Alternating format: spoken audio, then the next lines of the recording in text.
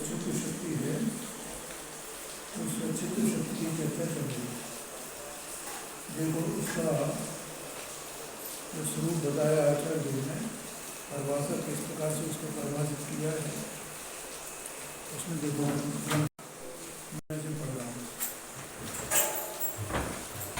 अमूर्तिक आत्म प्रदेशों में प्रकाशमान लोकालोक के आकारों से नेचक अर्थात अनेक आकार रूप ऐसा उपयोग जिसका लक्षण है, ऐसी स्वच्छत्व शक्ति है। स्वच्छत्व शक्ति का कैसे पता चलता है, कैसे जाने कि आत्मा में एक स्वच्छत्व नाम तो आज कहते हैं कि आत्मा का जो उपयोग है ना, तो पहली बात तो यह है कि वो आत्मा अरूपी है, अमूर्तिक है, तो उसके सारे गुण ये हैं वो कैसे हैं, अमूर्तिक हैं।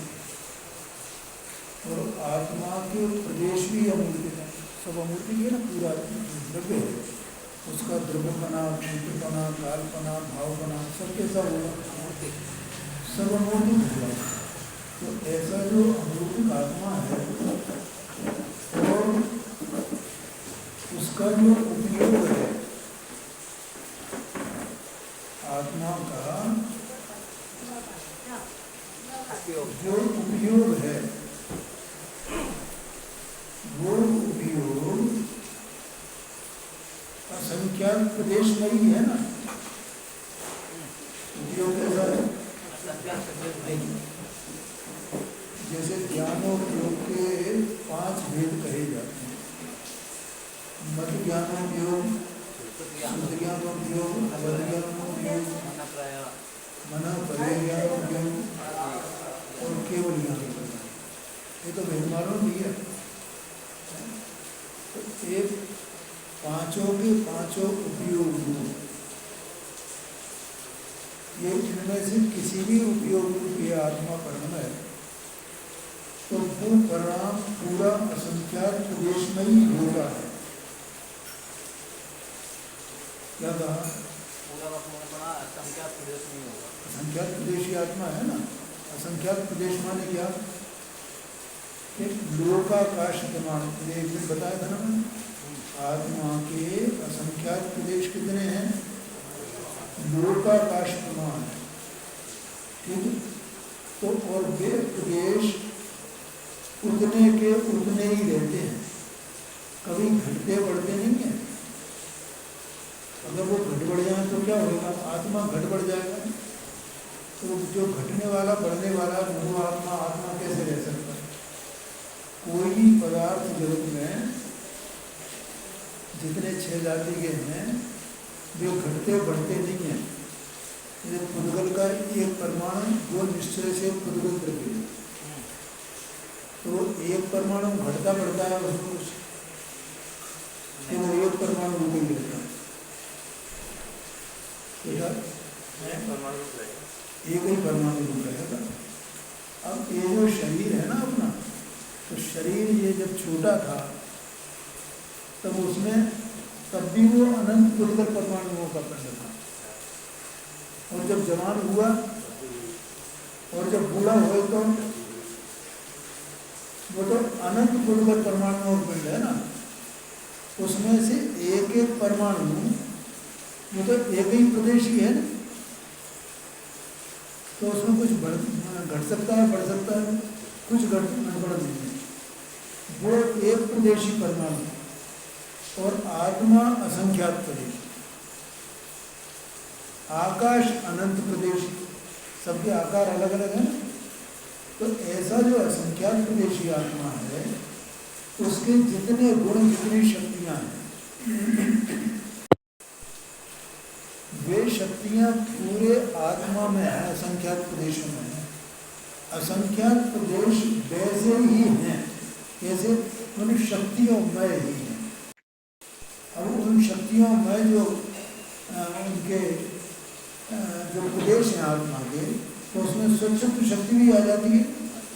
तो स्वच्छत्व शक्ति भी आत्म प्रदेशमयी है, आत्मा के संख्यात प्रदेशमयी है स्वच्छत्व शक्ति। लेकिन उसका स्वच्छत्व शक्ति का पता कैसे चलता है कि देखो,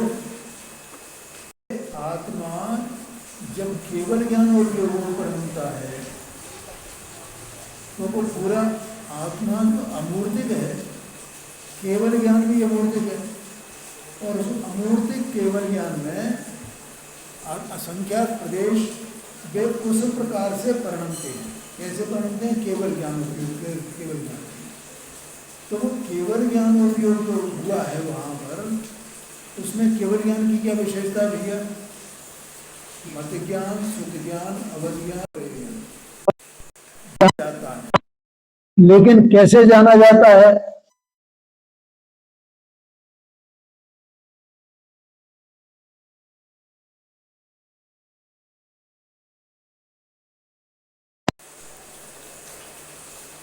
एक आगा लक्षण हुआ स्वच्छत्व शक्ति का है। जैसे केवल ज्ञान हुआ है ना, सर्वगत शक्ति पहले निकल गई ना, तो सर्वगत शक्ति माना सर्वज्ञपना हो गया। अब सर्वज्ञपना हो गया तो सर्वज्ञपने से क्या होगा कि लोकालोक जानने में आए। तो लोकालोक कि वो स्वच्छत्व शक्ति है, तो वो लोक जो ज्ञान है, केवल ज्ञान है, वो एकदम निर्मल रहता है। उसके उस ज्ञान के निर्मल रहने के कारण से उसमें ये सब जो है लोकालोक, उसके अनेक आकार बन जाते हैं। बोलो, समझ में आया क्या है? ये लिखा है ना, देखो, अमूर्तिक आत्म प्रदेशों में प्रकाशमान। ये लोकालोक सब लोकालोक के आकारों से मेचक। तो आत्मा के जो प्रदेश हैं उनमें ये लोकालोक पूरा प्रकाशित होता है, जानने में आता है। और उनके अलग अलग जिसका जैसा आकार है, जैसे पुद्गल है तो पुद्गल वो एक एक प्रदेश वाला है ना, तो उसमें केवल ज्ञान में कैसा जानने में आएगा? एक प्रदेश वाला ऐसे जानने में आएगा ना, एक एक परमाणु नहीं आया समझ। और आत्मा कैसा जानने में आएगा? असंख्यात प्रदेश। और जो आकाश है वो कैसा जानने में आएगा? अनंत प्रदेश। समझ में आया कि नहीं आया? क्या हुआ? ये किसके कारण से होगा? एक साथ ज्ञान में ये अनेकाकार बनेंगे ना। पुद्गल का आकार कैसा बनेगा? एक प्रदेशी वाला, ठीक है। और जीव का आकार कैसा बनेगा? केवल ज्ञान असंख्यात प्रदेश। भले ही ये जीव इस शरीर सहित है, तो भी जीव कैसा जाना जाएगा? केवल ज्ञान असंख्यात प्रदेशी जाना जाएगा। और ये शरीर ये अनंत उद्गलों का पिंड है, तो ये अनंत प्रदेशी ऐसा कैसे ही जाना जाएगा? अभी भगवान ने ऐसे ही नहीं जाना। उसके जो परमाणु हैं वे सब परमाणु कैसे जाने जाएंगे? एक एक प्रदेश। धर्म द्रव्य कैसा जाना जाएगा? असंख्यात प्रदेश। और अपना वो अधर्म द्रव्य कैसा जाना जाएगा? असंख्यात प्रदेश। धर्म द्रव्य अधर्म द्रव्य दोनों असंख्यात प्रदेशी। तो वैसा का वैसा ही प्रकाशित करेगा, जानेगा ना। केवल ज्ञान में ऐसे इस प्रकार से ये जाने जाते हैं, माने वो केवल ज्ञान स्वच्छत्व शक्ति के कारण से ऐसे उनके आकार और रूप परिणमित होता है। अब ये एक बात। अब दूसरी बात कि ये जीव शरीर सहित है, तो शरीर सहित उसमें प्रकाशित होगा कि नहीं होगा? और ये जीव कथनचित शरीर से भिन्न सत्ता वाला है ना, और शरीर भिन्न सत्ता वाला है, तो ये दोनों भिन्न भिन्न प्रकाशित होंगे कि नहीं होंगे? ऐसा है अनेक आकार, अनेक आकार। और तीसरी बात, एक शरीर पहले कितना था, फिर कितना हो गया, फिर कितना हो गया, फिर कितना हो गया, वो सब केवल ज्ञान में एक साथ प्रकाशित होएगा क्या नहीं होएगा? ऐसा नहीं है कि वर्तमान में ये जो जितना इसका शरीर है उतना ही प्रकाशित होए। क्या कहा? कितना प्रकाशित होएगा? और आगे जो इसकी दशा होने वाली है वो भी प्रकाशित होएगा क्या नहीं होएगा? जब ये मरण को प्राप्त होएगा और शरीर को जला दिया जाएगा, जो भी किया जाए, जैसा भी हो, होने योग्य हो, वैसा ही अभी भगवान के केवल ज्ञान में प्रकाशित है। तो ये सब किसके कारण से है? हाँ, स्वच्छता तो अपन जानते हैं, मोदी ने तो बहुत स्वच्छता का संदेश दिया, स्वच्छ रखो, देश स्वच्छ हो, नगर स्वच्छ हो, हाँ, और गांव स्वच्छ हो, सब ये स्वच्छ होने चाहिए। सब ये बंद करवा दिए, कोई यहाँ नहीं, ये मल विसर्जन नहीं करेगा, यहाँ बाथरूम नहीं करेगा, खाना नहीं करेगा, ये सब ये इसकी आदेश सूचना प्रसारित किए। यहाँ तो कहते हैं आत्मा ऐसा स्वच्छ है अपने में, वो स्वच्छत्व शक्ति का धारक है, उसमें केवल ज्ञान में कोई मलिनता नहीं होती। मलिनता क्यों नहीं होती है? स्वच्छत्व शक्ति के कारण से। और ये सब जो शक्तियाँ जितनी हैं, जैसा अपन पहले से कहते आए हैं, गुरुदेव जी ने बताया है कि ये शक्तियाँ द्रव्य में, गुणों में और पर्यायों में, सब में व्यापक होती है। तो स्वच्छत्व शक्ति द्रव्य में व्यापक है कि नहीं है? यानी पूरा असंख्यात प्रदेशी द्रव्य है, तो उस द्रव्य में पूरे में व्यापक है। उसके असंख्यात प्रदेश हैं, तो असंख्यात प्रदेशों में व्यापक है। उसके अनंत गुण हैं, तो अनंत गुणों में व्यापक है। और उसकी जो पर्याय है, उन पर्यायों में भी व्यापक है। आया कि नहीं आएगा? अगर वो पर्याय में व्यापक नहीं होगी वो शक्ति, तो वो उसमें स्वच्छता नहीं रहेगी, तो वो जानेगा कैसे? पर्यायों में भी व्यापक है। इस देखो, मलिन पर्याय जो होती है ना अज्ञानी जीव की, उस एक समय की पर्याय में जो मलिन है, उसमें स्वच्छत्व शक्ति व्यापक नहीं होती। निर्मल पर्याय में वो स्वच्छत्व शक्ति व्यापक होती है, तो निर्मल पर्याय स्वच्छ रहती है, उसका नाम ही निर्मल पर्याय है। ये क्रम से जानना, ये निर्मल पर्याय नहीं है, ये क्रम से जानना होता है। हाँ जी, हाँ जी। निर्मल पर्याय है या अभिकारी पर्याय है?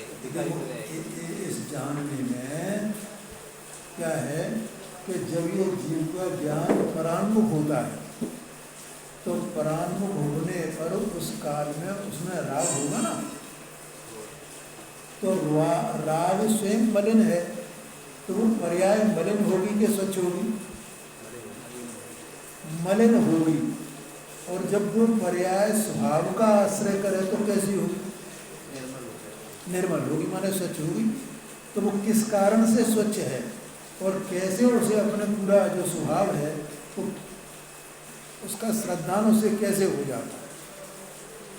पर्याय जो होती है, हाँ जी, जैसे अपने पर्याय क्रम में जाननी है। हाँ जी, केवल वाणी पर्याय युगपत जाननी है, क्रम नहीं लगा। हाँ जी, हाँ जी। केवली भगवान की जो पर्याय है ना, वे द्रव्य हैं क्या नहीं है, ऐसा लगा। और वे अनंत द्रव्य माने अनंत गुणों के पिंड है कि नहीं है, ठीक है। अब उन अनंत गुणों का परिणमन है कि नहीं है, तो अनंत गुणों में उसमें जो है वो सर्वगत शक्ति का परिणमन है कि नहीं है, तो वहाँ सर्वगत शक्ति है। तो सर्वगत शक्ति क्या था, क्या इसमें क्या परिभाषा आई थी सर्वगत शक्ति की? कि विश्व को जानने वाला, समस्त विश्व को, लेकिन वो आत्मज्ञानमयी शक्ति है। आत्मा मानो ज्ञान, आत्मा का आत्मामय रहता है, आत्मामय रह करके वो सब लोकालोक को जानता है। तो वहाँ तो ये कहा कि आत्मामय है, ऐसा है ना, समस्त विश्व के विशेष भावों को जानने रूप ये सर्वगत शक्ति है। ये सभी जो भिन्न भिन्न अलग अलग हैं उनको जाने, लेकिन उसको जानेगा कब वो, जब सच्चत्व शक्ति भी होगी और सभी शक्तियों का परिणमन एक साथ होता है ना। अभी आचार्य देव ने अपन ने जो पढ़ा था 47 शक्तियों का स्वरूप, और इसके ऊपर जो प्रश्न आया था क्रम और अक्रम रूप से प्रवर्तमान अनंत धन, ऐसा आया था ना। ऐसे आत्मा के ज्ञान मात्रता किस प्रकार है, एवं ये प्रश्न आया था। तो उसके उत्तर में आचार्य देव ने कहा ना कि अक्रम रूप और क्रम रूप ये दोनों भाव आत्मा में जो गुणों के भाव हैं, दो प्रकार के भाव गुणों के, एक तो अक्रम रूप और एक क्रम रूप, ठीक है।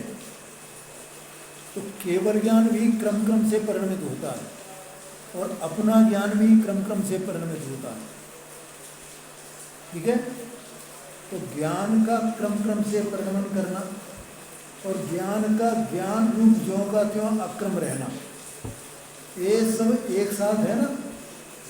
तो आचार्य देव ने कहा कि अनंत शक्तियाँ उछलती हैं, अनंत शक्तियाँ उछलती हैं, तीन बातें आई ना, अनंत शक्तियाँ उछलती हैं। तो अनंत माने कि गुण अनंत हैं और वे सब शक्ति रूप हैं। एक बात क्या कही उसमें, अनंत, अनंत माने अनंत हैं, और दूसरा कि शक्ति है माने शक्ति में ये बात गर्भित है कि वो शक्ति त्रिकाल रहती है। तो वे अक्रम रूप होंगी तब त्रिकाल रहेंगी ना, क्रम रूप हो जाएंगे तो त्रिकाल कैसे रहेंगे, है क्यों? फिर तो क्रम क्रम से उत्पन्न होगी। तो गुण कोई उत्पन्न होते हैं नहीं होते हैं, द्रव्य उत्पन्न नहीं होता है, गुण उत्पन्न नहीं होते हैं। तो उत्पन्न क्या होता है, पर्याय उत्पन्न होती है, पर्यायों का विनाश होता है। और ऐसा पूरा द्रव्य भेद है कि उसमें अनंत शक्तियाँ, अनंत शक्तियों वाला द्रव्य और अनंत शक्तियाँ जो हैं वे अक्रम रूप रहती हैं, माने उनमें क्रम नहीं पड़ता है। लेकिन जो पर्याय होती हैं, उत्पाद्य रूप होती हैं, उनमें क्रम पड़ता है, ठीक है।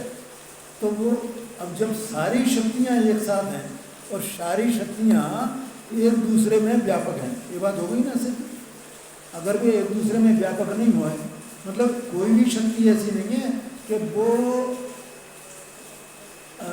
बिल्कुल अलग रहे कि भैया ये 9 जो अनंत शक्तियाँ हैं उनमें वो ज्ञान शक्ति नहीं मिलती हो,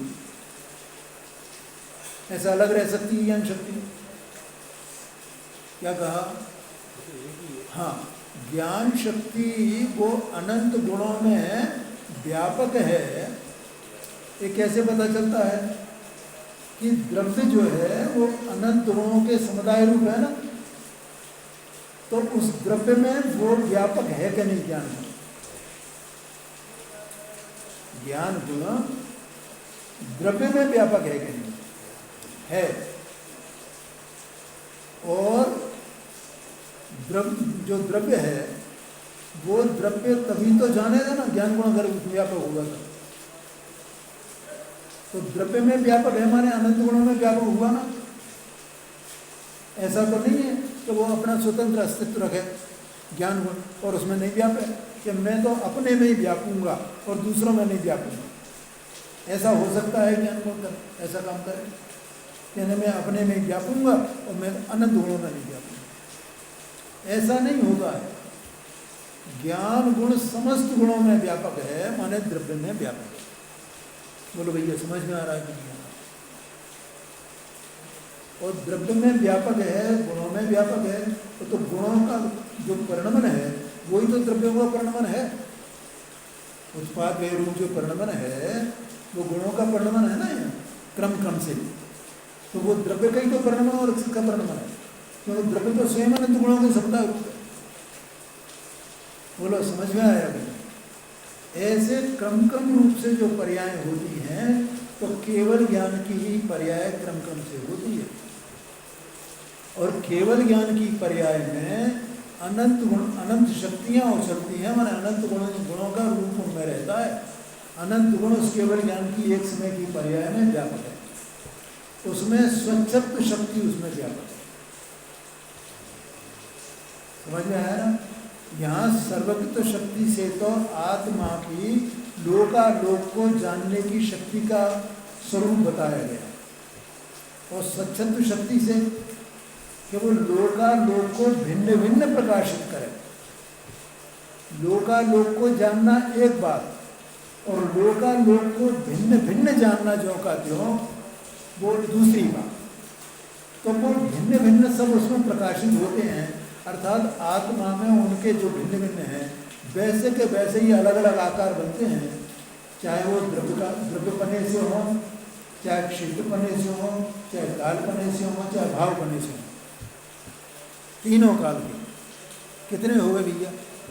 तीनों काल के, माने पूर्व काल के अनंत काल जितना निकल गया किसी भी द्रव्य की, तो उसकी जो है वो द्रव्यपने से कैसे थी वे, क्षेत्रपने से कैसे थे वे, और कालपने से कैसे थे, माने उनका पर्याय कैसी थी, और भावपने से कैसे थे। एक वस्तु का परिणाम हो रहा है ना निरंतर, तो वे कैसे कैसे थे इस पूरे उसमें, और वर्तमान में कैसे हैं, और आगे कैसे होने वाले हैं। वे सबके सब एक साथ एक समय में भिन्न भिन्न प्रकाशित होते हैं। ये किसकी शक्ति के कारण से है? एक बात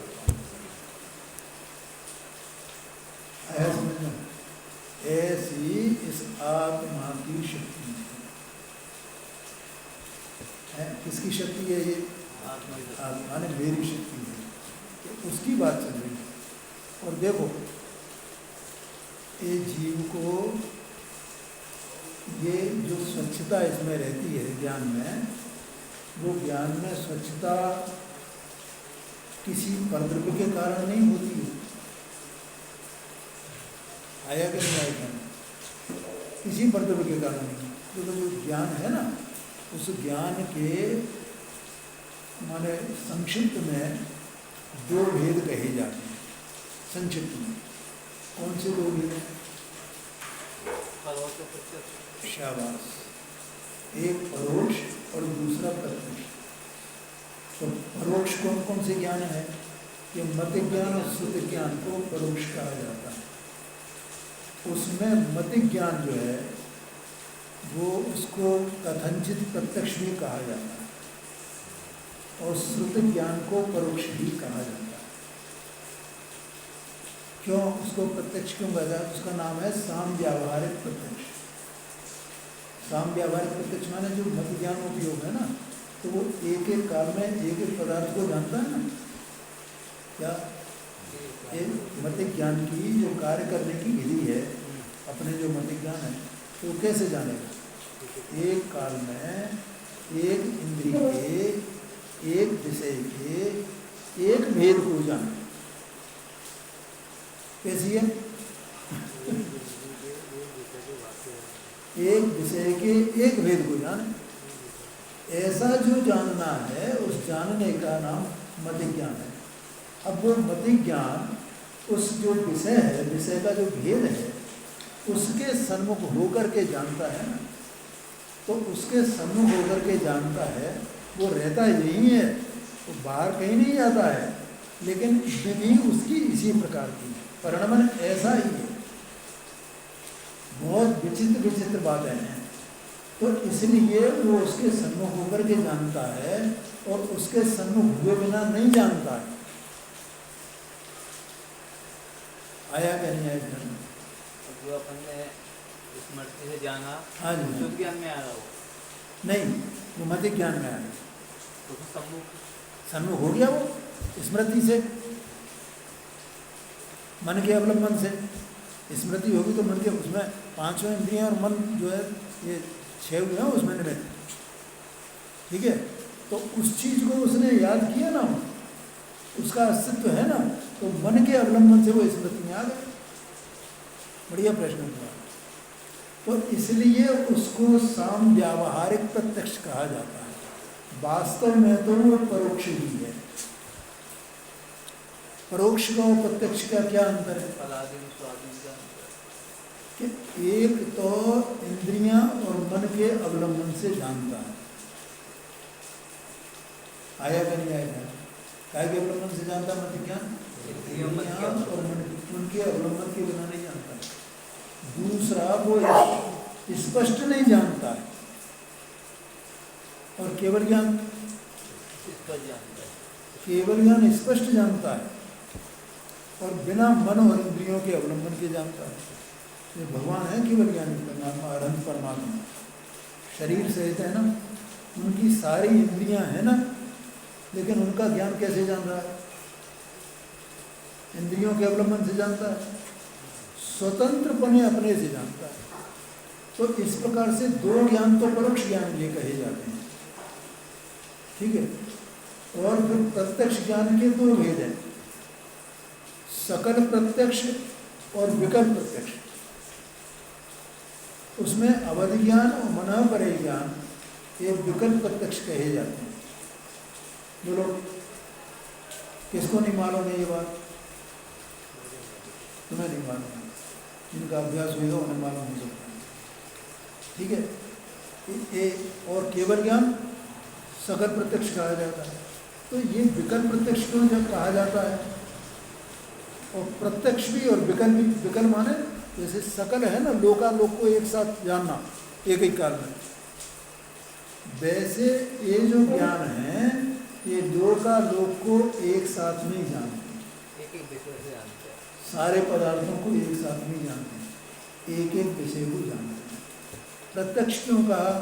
क्योंकि बिना मन और इंद्रिय के अवलंबन के जानते हैं, अपने से ही, आत्मा से। अपना ज्ञान जो है मति ज्ञान स्वरूप ज्ञान, ये इंद्रियों के अवलंबन से जानते हैं। समझ में आया? और वो जो विकल्प प्रत्यक्ष कहा वो उनके बिना जानता है, लेकिन जानता एक एक काल में एक एक पदार्थ को, इसलिए वो विकल्प प्रत्यक्ष। विकल्प माने लंगड़ा है, एक साथ नहीं जान सके, ऐसा लंगड़ा हुआ ना, एक एक को एक एक काल में जाना है। अपंग नहीं, विकलांग नहीं कहते। अब बोला अपने को अवधि ज्ञान और मनःपरे ज्ञान की कितनी महिमा आती है? अवधि ज्ञान, अवधि ज्ञान, अरे वो कह रहे हैं विकल है भाई, महिमा किसकी है सबसे ज़्यादा? तो प्रत्यक्ष होने पर भी विकल है। और केवल ज्ञान सकल माने एक साथ जानना, एक समय की पर्याय है, सारा का सारा, और वो पर्याय क्रम क्रम से होती है। उन सभी पर्यायों में ये जो स्वच्छत्व शक्ति है वो व्यापक है। तो यहाँ मुझे ये बताना था कि ये सर्वगत शक्ति तो सबको जानने, एक साथ जाने ऐसी शक्ति है सर्वगत शक्ति पूरे विश्व को। और आत्मा में, आत्मा को जानते हुए क्या कहा? आत्मज्ञान में ऐसा कहा ना, आत्मा को जानते हुए।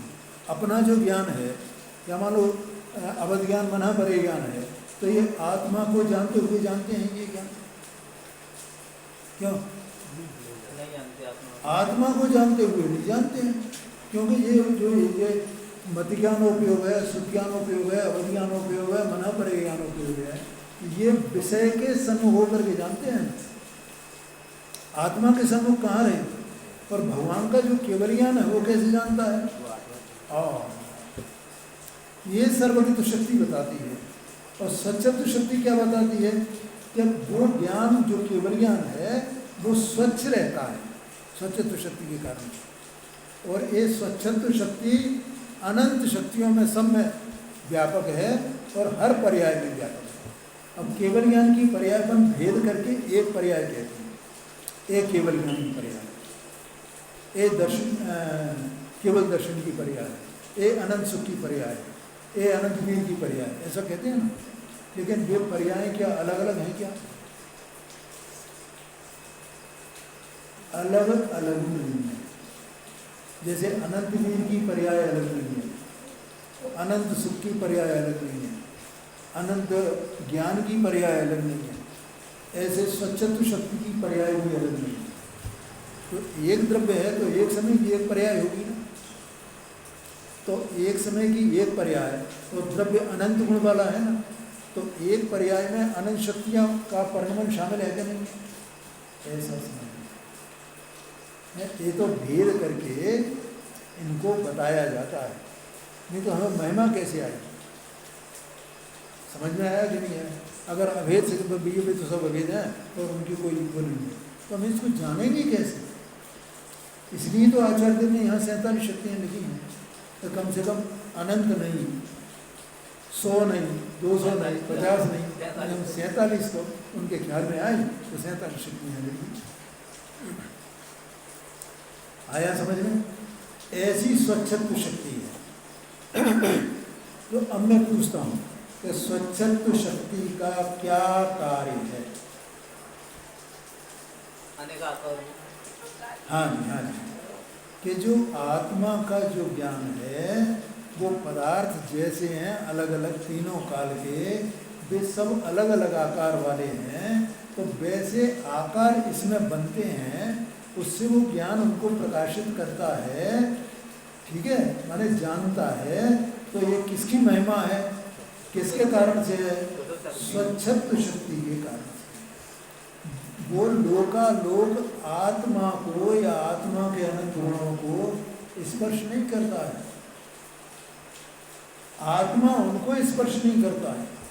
देखो अभी अपना जो ज्ञान है ना, तो अपना ज्ञान क्या इंद्रिय मन को इनको स्पर्श करता है, या जिस पदार्थ को जानता है उसको स्पर्श करता है क्या?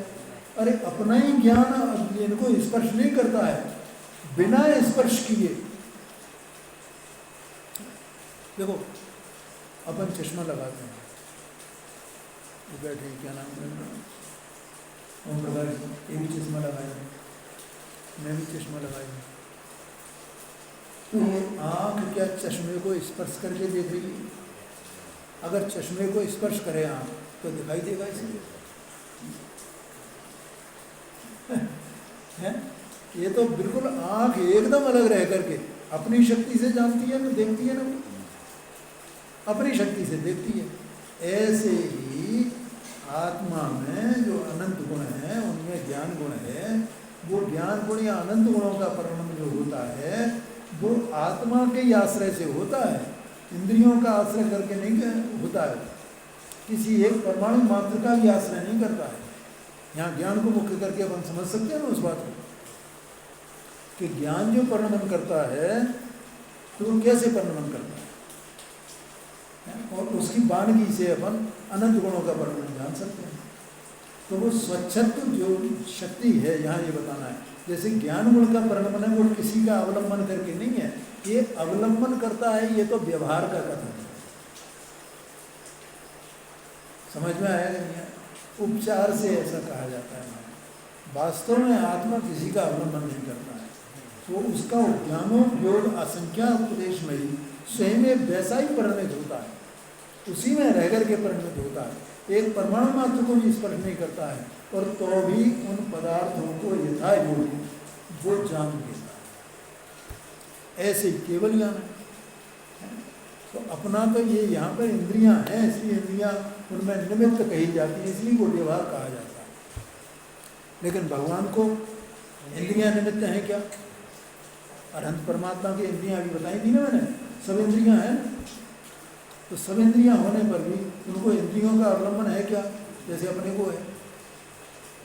ये नहीं है, वो तो सीधा बिना इंद्रियों के अवलंबन के, बिना इंद्रियों के निमित्त के, अवलंबन माने निमित्त। बोले ये बात किसे समझ में नहीं आती? मुझे तो आश्चर्य होता है कि ये बात समझ में नहीं आती। क्यों समझ में नहीं आती है? ये बिल्कुल स्वतंत्र आत्मा अकेला है, परिपूर्णपन, कोई भी इसकी मदद करने वाला नहीं है। और ये सब पुण्य करने से ये होगा क्या, ये होता है क्या? तो पुण्य करोगे, पुण्य करो, तो पुण्य करने से अभी नहीं जान रहा है ना, पुण्य करने से केवल ज्ञान होएगा, सच्चित शक्ति का परिणमन होएगा, है कि कैसे होएगा? तो ये न तो ये पुण्य के पाप के इन भावों से और न इंद्रियों से किसी से भी आत्मा में कुछ नहीं होता। तो आत्मा जानता है तो उसका जो ज्ञान है ना, स्वयं ही ज्ञान ऐसा है, ज्ञान का परिणाम, क्योंकि वो ज्ञान का परिणाम क्षोभ समरूप है और भगवान का ज्ञान का परिणाम क्षय रूप है। ठीक है ना? तो वो ज्ञान की ही वैसी योग्यता है कि वो बिना इंद्रियों के उन इंद्रियों के विषयों को नहीं जानता है, और जानता तो है ही, जानना उसका बंधन तो नहीं हो जाता ना। क्या कहा? जितनी इंद्रियां मिली उतनी इंद्रियों से ये जानता है। एक इंद्रिय तो कितने इंद्रियों से जानेगा?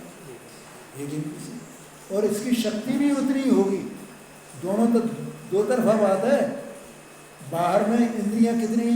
एक इंद्रिय को एक, और इसके ज्ञान की शक्ति कितनी? एक इंद्रिय लायक। ऐसा नहीं है कि दो इंद्रिय के लायक तो ज्ञान होए और इंद्रिय एक ही मिले। समझ में आया ना? और ऐसा भी नहीं कि नहीं इसको जो है तीन इंद्रियां मिली हैं और ज्ञान जो है इसका दो इंद्रिय के लायक है, ऐसा भी नहीं है।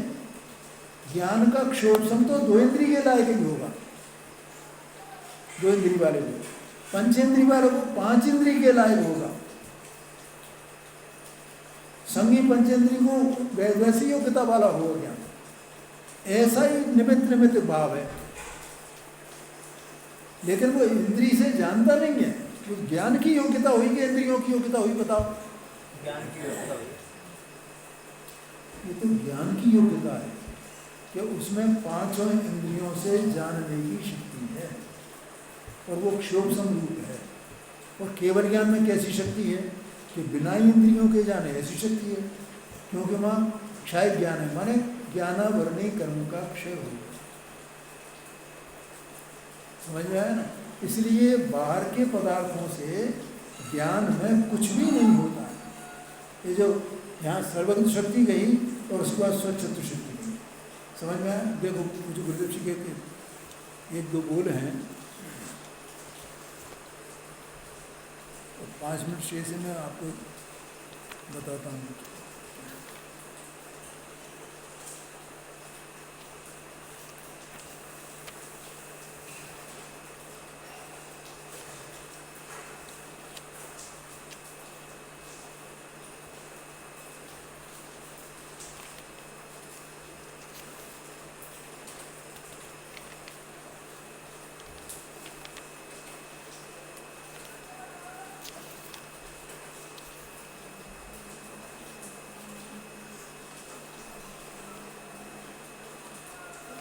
वैसे तो ये प्रकाश शक्ति में दिए हैं,